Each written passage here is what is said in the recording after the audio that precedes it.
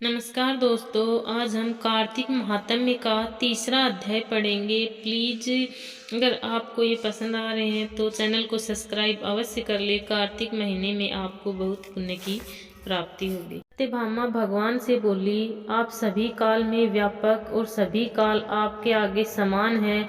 फिर यह कार्तिक मास ही सब मासों में श्रेष्ठ क्यों है? सब तिथियों में एकादशी और सब मासों में कार्तिक मास को ही आप इतना प्रिय क्यों बतलाते हैं?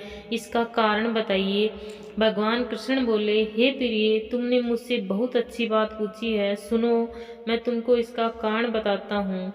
इसी प्रकार एक बार महाराज बेन के पुत्र राजा पृथु ने प्रश्न के उत्तर में देव ऋषि नारद से प्रश्न किया था और श्री नारद जी ने उसे कार्तिक मास की महिमा बतलाई थी। राजा पृथु के प्रश्न के उत्तर में देव ऋषि नारद ने कहा था, हे राजन, एक समय शंख नामक एक राक्षस बड़ा बलवान और अत्याचारी हो गया। उसने अपने अत्याचारों से तीनों लोकों में हाहाकार मचा दिया। उस शंखासुर ने स्वर्ग में रहने वाले देवताओं को जीतकर इंद्र आदि सभी लोकपालों के अधिकारों को छीन लिया।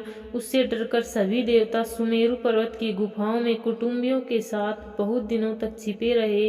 वे सुमेरु पर्वत की गुफाओं में निश्चिंत होकर रहने लगे। उधर जब शंख को पता चला कि देवता आनंद से सुमेरु पर्वत पर रहने लगे हैं, तो उसने सोचा कि ऐसी कोई दिव्य शक्ति जरूर है जिसके कारण अपना अधिकार जाने पर भी देवता बलवान होते हैं।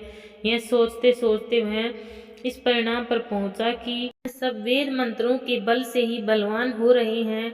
अगर उनसे वेद छीन लिए जाएं तो वह अपने आप को निर्बल समझेंगे या निर्बल हो जाएंगे। देव ऋषि नारद बोले, ऐसा सोचकर असुर शंख ने भगवान विष्णु को सोते हुए देखकर सत्यलोक में वेद चुराने के लिए पहुंचा।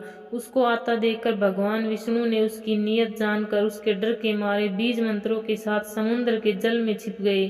शंख भी वेद मंत्रों तथा बीज मंत्रों को ढूंढता हुआ समुद्र में प्रविष्ट हो गया, लेकिन न तो उसको वेद मंत्र मिले और न बीज मंत्र ही।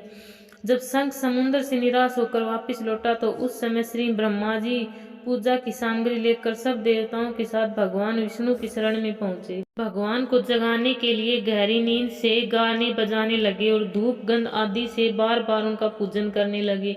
धूप दीप नैवेद्य आदि अर्पण करने पर भगवान की निंद्रा भंग हुई और वह देवताओं सहित श्री ब्रह्मा जी को अपनी पूजा करते देखकर बहुत प्रसन्न हुए और उनसे कहने लगे, मैं आप लोगों के इस कीर्तन और मंगलाचरण से अति प्रसन्न हूँ। आप अपना अभीष्ट वर मांगिए, मैं अवश्य प्रदान करूंगा। जो मनुष्य आश्विन शुक्ल की एकादशी से देवोत्थान एकादशी तक ब्रह्म मुहूर्त में उठकर मेरी अर्चना करेंगे, वह तुम्हारी तरह मेरे प्रसन्न होने के कारण सुख को प्राप्त करेंगे। यह जो अर्घ्य आचमन और जल आदि सामग्री आप लोग मेरे लिए लाए हैं, वह अनंत गुणों वाली होकर आपका कल्याण करेगी।